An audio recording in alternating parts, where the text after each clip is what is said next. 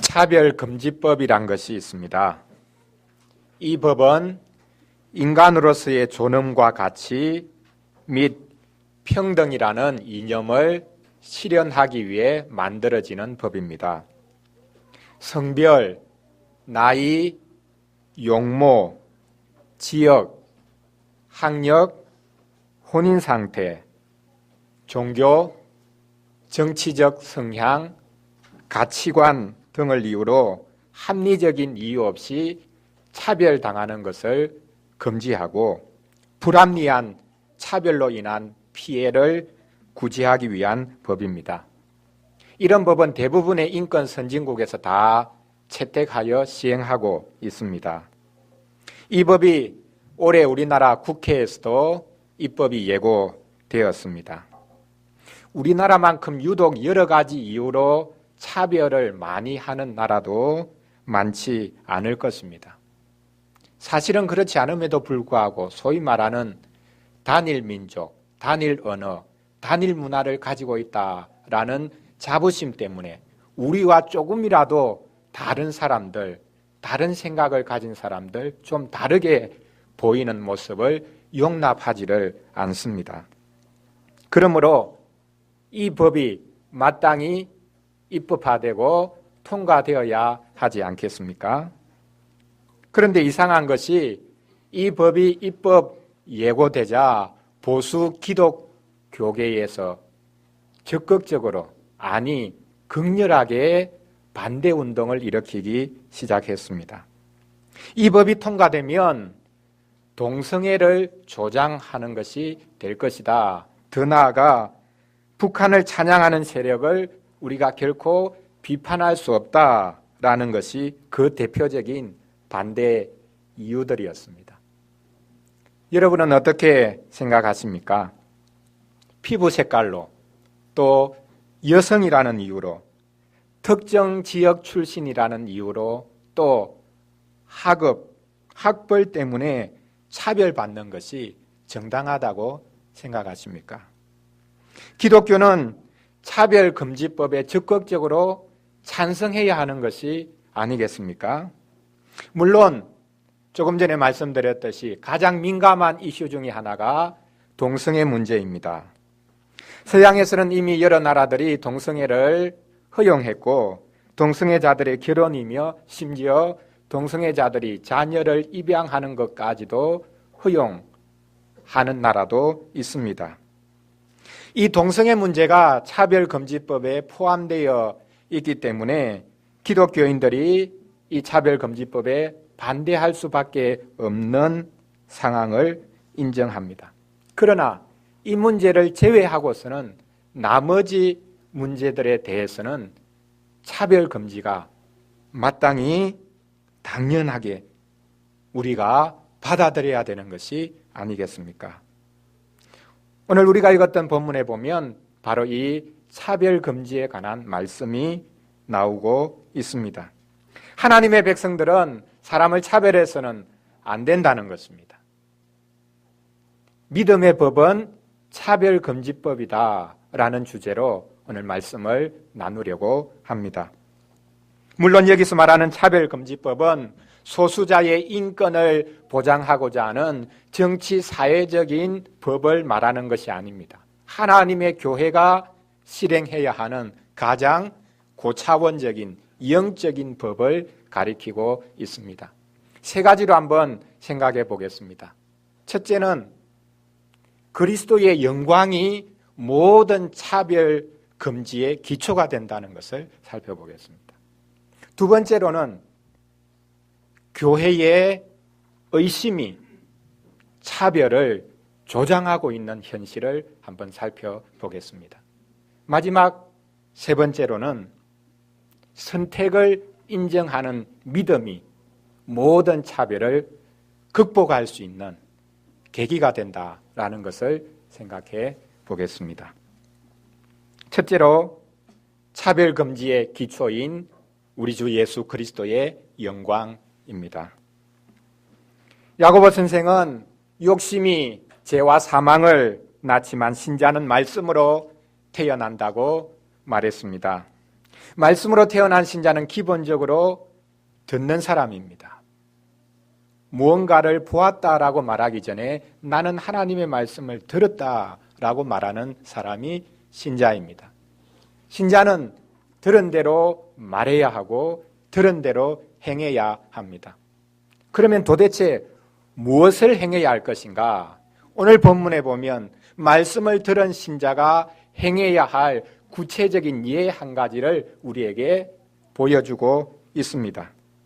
말씀으로 태어나고 같은 말씀을 받고 있는 신자들이 서로를 어떻게 대해야 하는가라는 것을 보여주고 있습니다. 한마디로 말하면 말씀을 들은 이는 말씀을 받은 모든 이들과 더불어 좋은 것을 나누고 어떤 경우에도 차별해서는 안 된다라는 것입니다. 야고보 선생은 차별하지 말아야 할 근거를 1절에서 말씀하고 있습니다.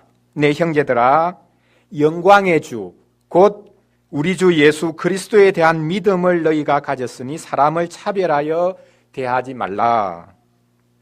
여기서 우리는 예수님에 관한 호칭이 너무나 아름답게 언급되어 있는 것을 알 수 있습니다. 우리가 사도신경을 통해서 고백하고 있듯이 하나님의 독생자께서 인간이 되셨습니다. 인간이 되었을 때 받은 이름이 예수입니다. 그런데 이 예수라는 이름에 다른 한 가지 이름, 직분적인 이름이 첨가되는데 그것이 그리스도입니다. 그래서 우리는 예수 그리스도라고 부릅니다. 이 예수 그리스도께서 우리의 주가 되십니다. 그래서 사도신경에도 고백하고 있는 내용, 그것이 미리 교회가 고백하고 하나님의 백성들이 그것을 인정했다라는 것을 오늘 말씀을 통해서 우리가 알 수 있는데 바로 여기에 예수 그리스도 우리 주라는 이름이 등장하고 있습니다. 그런데 이 이름에다가 야고보서 1장 1절에도 이미 동일하게 언급이 된 이 이름인데 이 이름에 새로운 단어 하나가 첨가되어 있습니다. 그럼 그것이 무엇입니까? 예수님의 이름에 새로운 단어 하나가 첨가되어 있습니다. 그것은 영광이라는 단어입니다. 영광의 주 예수 그리스도 우리의 주님이라고 오늘 본문이 말씀하고 있습니다. 예수님은 영광입니다. 영광이 무엇입니까? 한마디로 말하면 영광은 나타나는 것입니다. 하나님께서 나타나시는 것이 영광입니다. 예수님이 영광이라고 표현하는 것은 예수님께서 뭐가 잘생기고 예수님께서 뭐 좋은 모양을 갖추고 계시고 그런 측면이 아니라 예수님은 하나님의 나타나심이다. 그런 의미에서 예수님은 영광이라고 불리웁니다. 영광은 하나님의 나타나심과 관련이 되어 있고 하나님의 나타나심은 예수 그리스도를 떠나서는 생각할 수 없습니다. 하나님의 영광은 다른 그 어떤 것이나 어떤 사건을 통해서 나타난 것이 아니라 예수 그리스도를 통해서 나타났습니다. 그래서 예수님은 하나님의 영광입니다. 모든 영광은 예수님을 통해 나타납니다. 아기 예수님이 태어났을 때 천사들이 하늘에서 나타나서 부른 노래가 무엇입니까? 지극히 높은 곳에서는 하나님께 영광이요. 아기 예수가 태어났는데 마구간에서 태어났는데 그것을 천사들이 보면서 하나님께 영광이다 라고 노래했습니다. 이것처럼 예수님의 십자가가 하나님의 영광이었습니다. 가장 수치스럽고 저주스러운 그 십자가가 하나님의 영광이었습니다. 예수님의 부활과 승천은 더 말해 무엇하겠습니까? 또한 이 영광은 우리가 예수 그리스도께서 장차 재림하실 때에 나타내실 그 영광을 우리에게 충분히 연상시켜 줍니다. 이렇듯 신자들은 하나님의 영광인 그리스도를 받았고 영광의 예수 그리스도를 알고 있습니다. 그리스도의 이 영광은 2절부터 기록되어 있는 한 사례를 살펴보면 그 의미가 더 분명해집니다. 그 대조가 더 분명해진다라는 사실입니다. 2절 말씀에 보면 회당에 많은 사람들이 앉아 있습니다.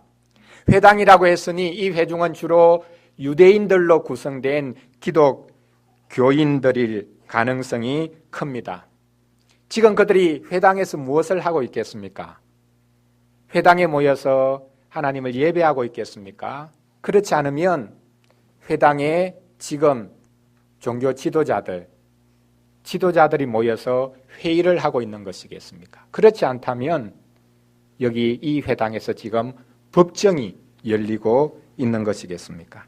어떤 상황이었든지 우리는 유대 기독교인들이 중심이 된 교회가 믿지 않는 유대인들 그리고 믿지 않는 이방인들 사이에서 힘겹게 투쟁하면서 믿음을 지켜가야 되는 상황을 충분히 연상해 볼 수 있습니다.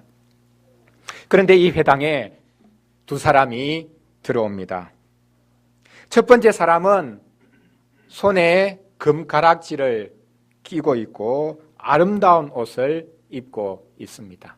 척 봐도 야 부자구나. 그리고 권력에 가까운 사람이구나 라는 것이 눈에 확 들어옵니다. 여기서 말하는 금가락지는 손에 금가락지 하나 금반지를 끼고 있다라는 것 정도가 아니라 손 전체가 금으로 가득 뒤덮여 있다라는 말입니다. 손 전체를 금으로, 손가락 전체를 금으로 가득 뒤덮으려면 얼마나 많은 금이 필요하겠습니까? 옛날에 마이다스 왕이라는 사람이 있었죠. 손을 대기만 하면 손대는 것마다 다 금으로 바뀌었습니다.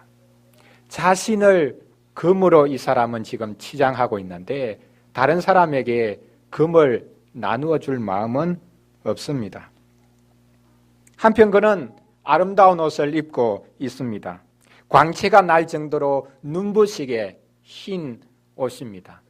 세탁을 해도 이렇게 깨끗하게 희게 할 수 없을 정도의 그런 광채가 나는 옷입니다. 우리는 로마사의 원로원들이 발에까지 끌리는 긴 흰옷, 그 토가를 쉽게 연상할 수 있습니다. 이렇듯 이 부자는 그의 손가락 전체를 금으로 뒤덮을 정도였고 또한 그의 옷이 화려하게 광채가 날 정도의 흰옷을 입고 있습니다. 가난한 신자들이, 가난한 교회가 이 부자의 화려함에 영광의 매료가 되었습니다. 이렇게 화려하게 차려입은 부자가 교회에 들어오니까 하나님의 백성들이 이 사람에게 상석을 권합니다. 여기 좋은 자리가 있으니 여기에 앉아 주십시오 라고 말을 합니다. 가난한 교회에 부자가 회원이 되겠다고 들어오면 얼마나 좋은 것이겠습니까? 헌금을 많이 하니까 좋겠죠. 그리고 이 사람이 권력에 가까운 사람이라면 교회가 모든 문제로부터 안전하게 보호받을 수 있으니 얼마나 좋겠습니까? 일석이조일 것입니다. 다들 환영합니다. 좋은 자리를 마련해주고 식사 대접을 합니다. 이제 우리 교회는 이 사람으로 말미암아 경제적으로 또한 정치적으로 큰 어려움 없이 잘 유지될 수 있겠구나라는 생각을 하는 것입니다. 그러나 야고보 선생은 말합니다. 그 사람의 영광과 예수 그리스도의 영광을 한번 비교해 보십시오. 그리스도의 영광이 그 부자의 영광보다 못한 것입니까? 세상의 그 어떤 영광보다 능가하는 그리스도의 영광을 여러분이 이미 받았지 않습니까? 그런데 왜 그 부자의 영광, 그것에 매료되어서 그리스도께서 여러분에게 주신 그 영광을 스스로 차버리는 것입니까? 그리스도의 영광을 맛본 사람은 사람을 차별할 수가 없다는 것입니다. 사람을 나눌 수가 없다는 것입니다. 영광이 있는 사람이라고 해서 그 사람을 좋게 대접하고 그렇지 않은 사람은 무시하는 그런 일은 있을 수 없다는 것입니다. 그러므로 이제 우리가 두 번째로 교회가 실제로 사람을 차별하는 그 모습을 한번 살펴보겠습니다. 무엇이 교회로 하여금 사람을, 신자를 나누고 차별하게 되겠습니까? 교회의 의심이 여기에 자리를 잡고 있습니다. 교회에 부자가 들어왔기 때문에 좋은 자리를 권하는 것, 그것이 잘못됐습니까? 아닙니다. 잘못된 것이 아닙니다. 교회 역사를 보면 재미있게도 교회 자석에 관한 재미있는 모습들이 많이 있었습니다. 옛날에는 교회 자석을 샀습니다. 부자들은 좋은 자리를 사서, 앞자리를 사서 설교를 잘 들을 수 있는 자리를 사서 자기 가족석으로 지정을 해놓았습니다. 다른 사람이 앉으면 안 됩니다. 산 자리이기 때문입니다. 쉽게 말하면 교회 건축 헌금을 냈다, 그렇게 보면 됩니다. 그리고 종교개혁이 일어나고 난 다음에 이제 교회가 새롭게 가톨릭 교회를, 천주교회를 물려받기도 하고 새로운 건물을 지어야 하는 경우에 헌금을 많이 하기가 힘드니까 시에서 교회 건물을 지어주곤 했습니다. 시에서 지어주었으니까 시장이나 그런 분들의 자리를 따로 마련해 주기도 했습니다. 그러나 시간이 지나면서 점차 교회 자석을 산다든지 교회 자석 중에 어떤 자리를 특정한 이들에게 배정한다든지 하는 이런 것을 점차 없애가기 시작합니다. 왜냐하면 그리스도 안에서 모든 하나님의 백성들은 형제, 자매가 되었기 때문입니다. 사회의 신분이나 사회의 권세가 교회까지 이어지는 것, 그것은 잘못되었다라고 보았기 때문입니다. 부자가 회당에 왔다고 좋은 자리에 앉히는 것, 그것 자체가 잘못된 것은 아닙니다. 부자라는 것 때문에 사람을 무시하거나 오히려 역차별해서는 안 되기 때문입니다. 문제는 부자가 교회에 와서 좋은 자리를 권하는 것, 그것과 더불어서 가난한 사람이 교회에 왔는데 그 사람에게는 소위 말해서 사람 대접을 하지 않았다라는 것, 그것이 더 큰 문제였습니다. 부자가 회당에 왔다고 좋아하면서 호들갑을 떨던 교회가 가난한 사람이 들어오니까 거들떠보지도 않는 것입니다. 야고보 선생이 상정했던 한 경우를 우리가 머릿속에 이렇게 상상해 볼 수 있을 것입니다. 아주 꾀재재한 몰골과 능마 주머니와 같은 옷을 입은 사람이 회당에, 교회에 들어왔습니다. 그러니까 한 사람이 벌떡 일어서서 말합니다. 스톱! 당신은 더 이상 우리 가까이 오지 마세요. 지금 냄새가 너무 나거든요. 저 구석에 가서 서 계세요. 아니면 같이 예배를 드릴 요량이라면 여기 와서 앉되 바닥에 앉으세요. 제 양말 냄새보다 당신 냄새가 더 심하거든요. 이렇게 말하는 것과 다를 바가 없는 모습입니다. 교회가 이럴 수가 있습니까? 왜 이렇게 된 것이겠습니까? 아마도 다음과 같이 생각해 볼 수 있을 것입니다. 흩어진 유대인들이 회당을 중심으로 해서 모여 살았는데 한 마을 유대인들이 대부분 다 예수님을 믿어서 이제 회당에서 예배를 하기 시작했다고 한번 생각을 해보십시다. 회당 자체가 유대인들이 하나님을 예배하는 장소였죠. 그런데 이 회당을 중심으로 한 그 마을 대부분 사람들이 이제 기독교인이 되어서 회당에서 하나님께 예배한다고 한번 생각해 보십시다. 예수님으로 인해 이제 형제, 자매가 되었습니다. 그런데 예수님께서 복음서를 통해 지적하셨듯이 회당에는 높은 자리도 있고 낮은 자리도 있습니다. 그래서 예수님이 바리새인들을 향해서 지적하기를 너희들은 회당의 상석에 앉기를 좋아하는 사람이다 라고 예수님이 지적을 하셨습니다. 바로 이 상황이 지금 펼쳐져 있는 것입니다. 영광의 예수 그리스도를 믿어서 한 형제 자매가 되었는데 여전히 예전에 가졌던 높은 자리 앉기 좋아하는 그 습성이 남아 있는 것입니다. 교회에 부자가 들어오니까 높은 자리에 앉히고 가난한 사람이 들어오니까 구석 자리에 가서 서 있든지 그냥 바닥에 앉든지 하라고 하는 것, 이것은 예수님을 믿고 나서도 여전히 옛 습성에 끌리는 모습, 예수님을 믿고 나서도 사람이 변하는 것은 쉽지 않다라는 것을 우리에게 잘 보여주고 있습니다. 사람을 차별하는 의식은 예수님을 믿었다고 하더라도 한순간에 없어지는 것이 아닙니다. 아마도 당시 유대 기독교인들로 구성된 이 교회, 이 모임이 불신 유대인들, 이방인들에게 곤란을 당하고 있었기 때문에 이런 상황에 대해서 핑계거리를 되었을지 모르겠습니다.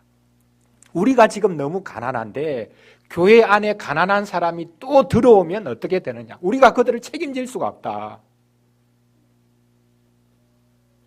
여러분, 교회가 가난하고 회중이 얼마 안 되는데 서로를 돌아보기도 지금 힘겨운데 또 가난한 사람들이 계속 몰려 들어오면 어떻게 되겠습니까?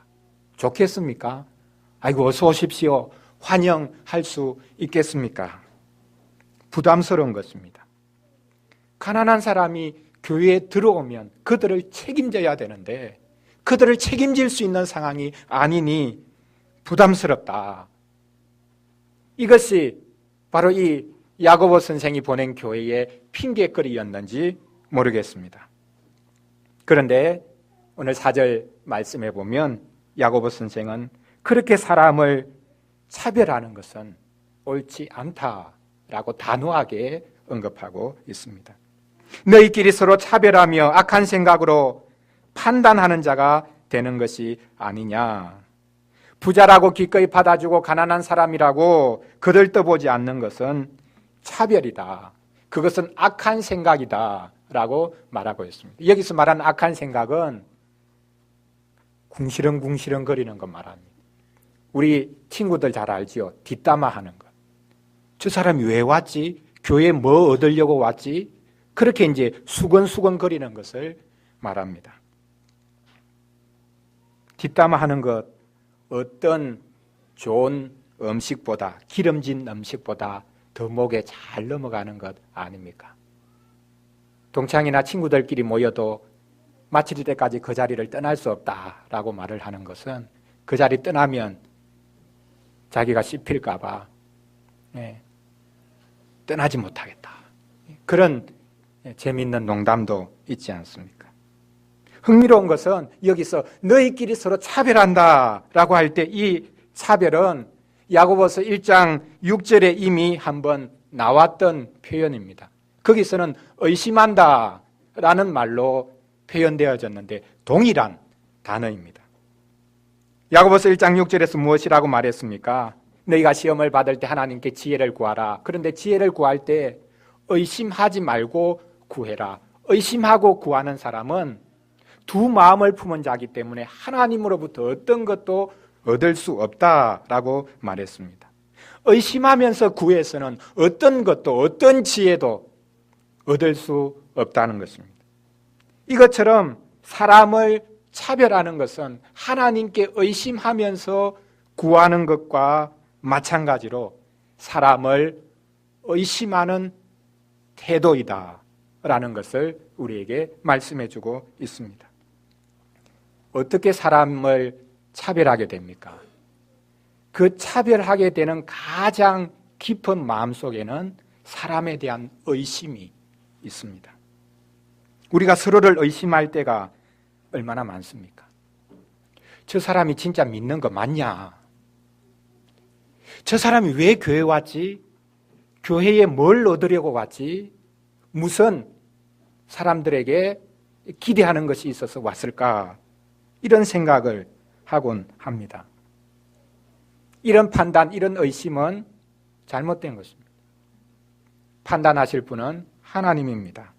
우리가 사람을 의심하고 판단하고 더 나아가서 차별할 때 그것은 우리가 하나님의 자리를 차지하려고 하는 것입니다. 그래서 야고보서 4장 11절과 12절에서는 다음과 같이 재차 강조해서 말씀하고 있습니다. 형제들아, 서로 비방하지 말라. 형제를 비방하는 자나 형제를 판단하는 자는 곧 율법을 비방하고 율법을 판단하는 것이라. 내가 만일 율법을 판단하면 율법의 준행자가 아니요 재판관이로다. 입법자와 재판관은 오직 한 분이시니 능히 구원하기도 하시며 멸하기도 하시느니라. 너는 누구이간데 이웃을 판단하느냐. 교회의 의심이 차별을 더 확산시키고 조장하고 있습니다. 이제 마지막 세 번째로 차별을 극복할 수 있는 길을 찾아보겠습니다. 모든 차별을 극복할 수 있는 길은 하나님의 선택을 인정하는 믿음에 있습니다. 오늘 본문 5절에 보면 야고보 선생은 하나님께서 가난한 사람들에게 행하신 일을 믿음의 눈으로 바라보아야 할 것을 권면하고 있습니다. 놀라운 것이 하나님께서는 세상에서 가난한 자들을 선택하셔서 믿음에 부요하게 하셨다라는 사실입니다. 하나님께서 가난한 사람을 편애하시는 것일까요? 가난하면 무조건 구원받게 되는 것일까요? 아닙니다. 가난하다고 해서 하나님이 무조건 사랑하신다든지 가난하기 때문에 자동적으로 구원받을 수 있다라는 것은 아닙니다. 그러나 이상하게도 교회에는 부자보다는 가난한 사람들이 많습니다. 사도 바울은 이 비밀을 깨닫고 다음과 같이 고백하고 있습니다. 고린도전서 1장 16절 말씀인데요. 고린도 교인들을 향해서 사도 바울이 이렇게 말하고 있습니다. 형제들아, 너희의 부르심을 보아라. 육체를 따라 지혜로운 자가 많지 아니하고 능한 자가 많지 아니하고 문벌 좋은 자가 많지 아니하지 않냐.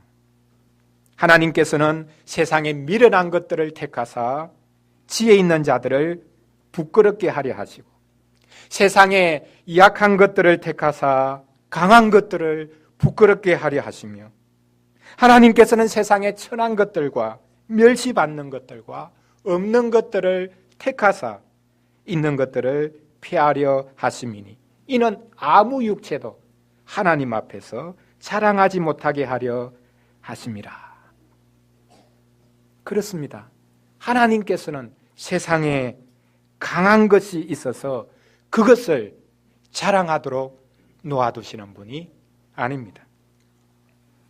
하나님의 백성들 유대인들이 가장 자랑한 게 뭡니까? 자기들에게 율법이 있다는 것 아니었습니까? 그러나 그 율법이 무용지물이 된 것은 그것을 자신들의 자랑거리로 삼았기 때문입니다. 우리는 이거 다 지킬 수 있다.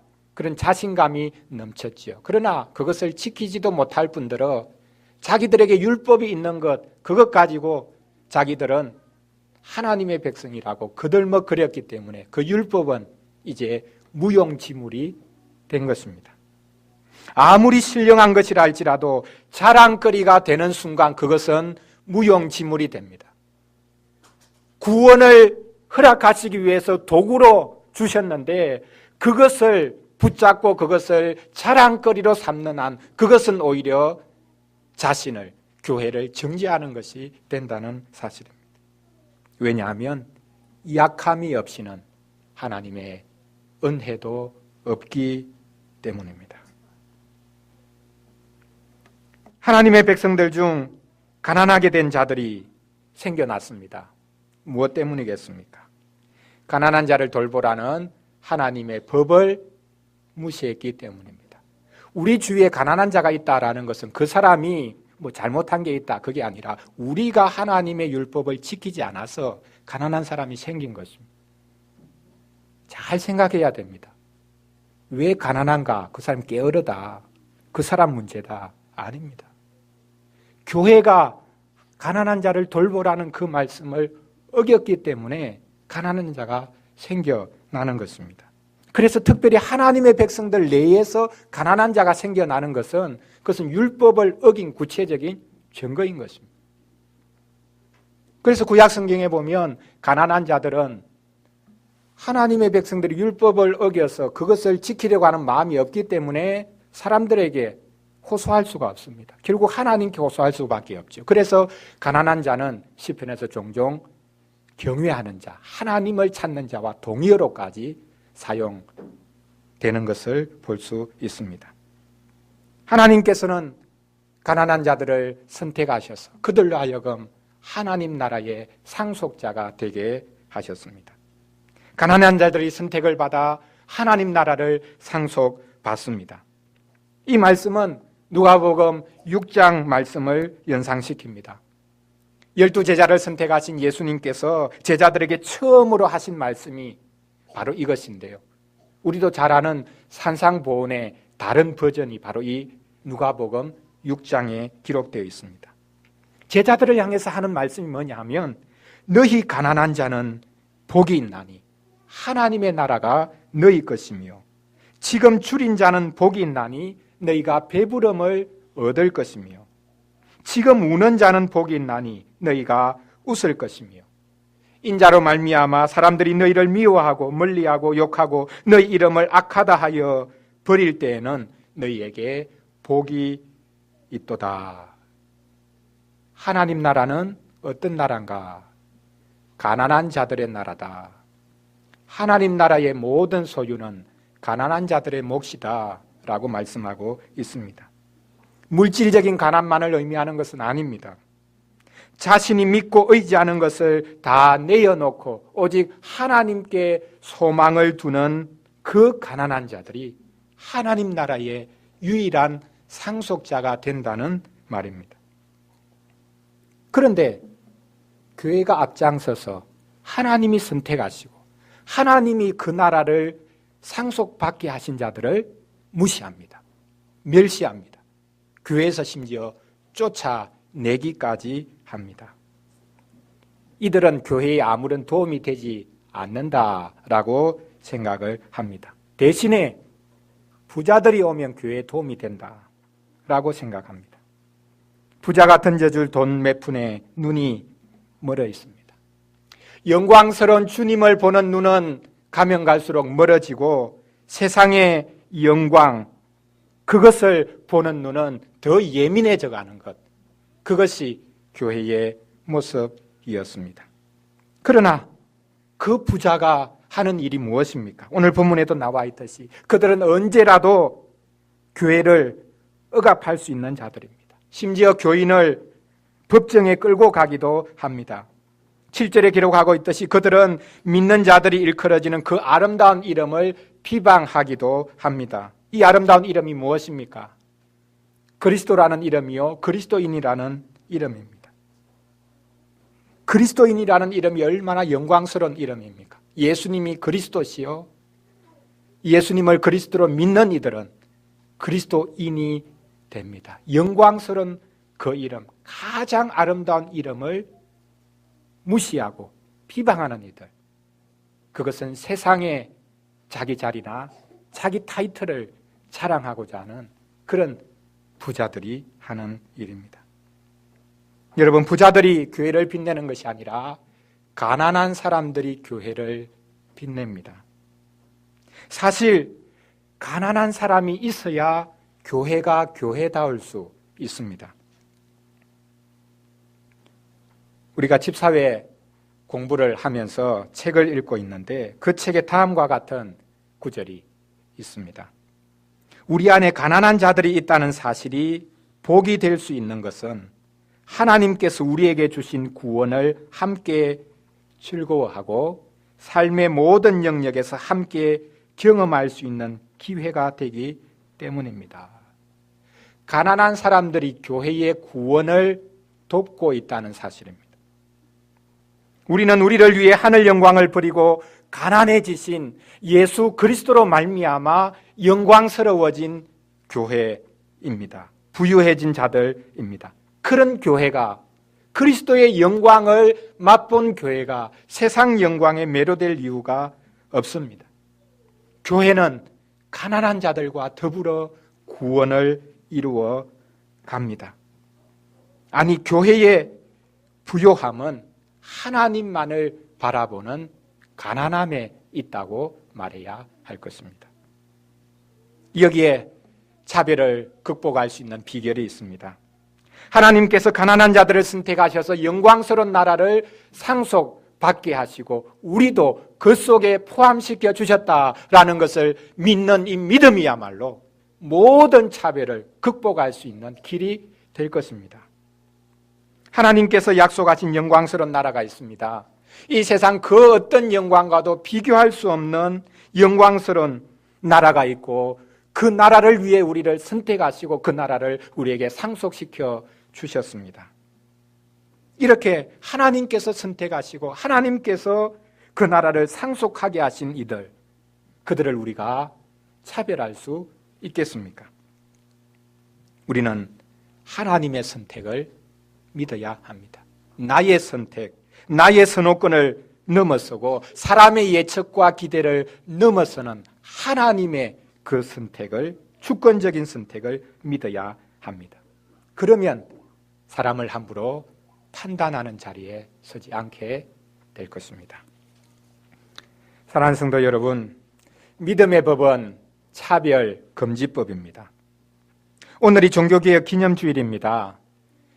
종교개혁도 이 차별 금지라는 관점에서 볼 수 있습니다. 종교개혁은 모든 차별을 무너뜨렸습니다. 교회 내의 성직자와 평신도의 차별을 무너뜨렸습니다. 그래서 만인제사장설이라는 주장이 나왔던 것입니다. 종교개혁은 돈으로 구원을 살 수 있다고 하는 생각을 무너뜨렸습니다. 그래서 오직 은혜, 오직 믿음이란 구호가 나왔습니다. 그렇다고 개혁은 혁명이 아닙니다. 혁명은 하나님께서 이 세상에 두신 모든 구분조차 철폐하려고 하는 운동입니다. 혁명을 비유하자면 남자가 여자가 돼야 되고 여자가 남자가 돼야 된다. 그런 주장과 다를 바가 없습니다. 개혁은 그런 혁명과 다릅니다. 가장 근본적인 변화요, 또한 타락한 상태를 회복시키기 위한 말씀 운동입니다. 하나님께서 싫어하시는 모든 차별을 극복하는, 철폐하는 말씀 운동, 그것이 개혁입니다. 오늘날 일어나고 있는 모든 차별을 철폐하는 제2의 종교개혁이 교회에서부터 시작되어야 하지 않겠습니까? 오늘 본문 5절에도 있고 어린이를 위한 질문 3번 문장에도 나와 있듯이 하나님은 가난한 자를 선택하셔서 믿음에 부요하게 하셨습니다. 자, 괄호에 뭐가 들어갑니까? 하나님은 가난한 자를 선택하셔서 믿음에 부요하게 하셨습니다. 그러므로 영광의 주 예수 그리스도를 받은 우리는 사람을 차별해서는 안 됩니다. 영광의 그리스도를 받은 교회는 세상 영광에 도취되어서 사람을 차별해서는 안 됩니다. 사람을 의심의 눈으로 바라보면서 차별하는 것은 우리가 하나님의 자리를 차지하는 것입니다. 하나님께서는 주님만을 소망하고 바라보는 가난한 자들을 선택하셔서 그 영광스러운 나라의 상속자가 되게 하셨습니다. 우리가 바로 그 가난한 자들입니다. 이 천상의 영광을 볼 수 있는 눈이 믿음의 눈입니다. 인간의 판단이 아닌 하나님의 선택을 볼 수 있고 받아들이는 것, 그것이야말로 믿음의 눈입니다. 오늘 본문 바로 앞에서 야고보 선생은 하나님의 법이 자유하게 하는 온전한 법이라고 했습니다. 그런데 차별하는 것이야말로 온전함이 결여된 것을 말합니다. 교회는 온전함을 받았는데 그 온전함을 거슬러서 사람을 차별하는 것이야말로 온전함에서 가장 먼 상황에 서 있다라는 것을 구체적으로 보여준다는 말입니다. 여러분, 온전함을 원하십니까? 하나님께서 선택하신 이들을 받으시고 그들과 더불어서 우리가 구원을 이루어가는 것을 크게 기뻐해야 할 것입니다. 모든 차별과 불일치를 극복하는 온전함은 우리 주 예수 그리스도의 온전함과 영광에서 나옵니다. 영광의 주 예수 그리스도를 믿는 믿음에서 온전함이 나와서 모든 차별을 날려버립니다. 처음에 제가 차별금지법에 관해서 말씀드렸는데, 차별금지법이 만들어지는 것을 실은 반대하는 이유가 어디에 있겠습니까? 저는 가장 큰 반대는 차별금지법이 만들어지면 내가 지금까지 누리던 것을 잃게 되지 않을까, 역차별에 대한 생각을 하고 있는 것이 가장 큰 것 아닌가 생각을 해봅니다. 기독교인들은 예수님처럼 역차별도 기꺼이 감수하는 사람들입니다. 세상에서도 이제는 차별은 없어져야 된다라고 주장하면서 차별금지법을 만들려고 난리를 치는데, 영광의 주님을 받은 교회는 가장 고상한 차별금지법을 입법하고 그것을 시행해야 하지 않겠습니까? 교회를 보면서 차별금지법이라는 법 자체가 필요한 게 아니라 교회를 보니까 저 차별금지라는 것이 가장 아름답게 이루어지고 있구나, 우리가 본받아야 되겠다, 이런 운동이 일어나야 되지 않겠습니까? 하나님의 눈으로 서로를 보십시오. 예수 그리스도를 통해서 서로를 보십시오. 그러면 우리 모두가 주 안에서 이미 부요해진 자들이요, 하늘 영광을 같이 맛볼 자들임을 알게 될 것입니다. 기도하겠습니다. 하나님 아버지, 이 세상은 온갖 종류의 차별로 넘쳐나고 있습니다. 심지어 믿는 저희들도 서로를 의심하고 판단하면서 차별에 일조하기도 합니다. 오 주님, 구하오니 세상 영광에 도취되어서 차별을 조장하는 어리석은 자들이 되지 않게 도와주시옵소서. 교회가 모든 차별을 일소하는 보루가 되게 도와주시옵소서. 교회에서 가난한 이들과 소외된 이들이 보호받게 하시고 하나님이 선택하시고 영원한 나라를 상속하게 하신 그 은혜를 우리가 다 같이 누리게 하여 주시옵소서. 우리의 영광이 되시는 우리 주 예수 그리스도 이름으로 기도합니다. 아멘.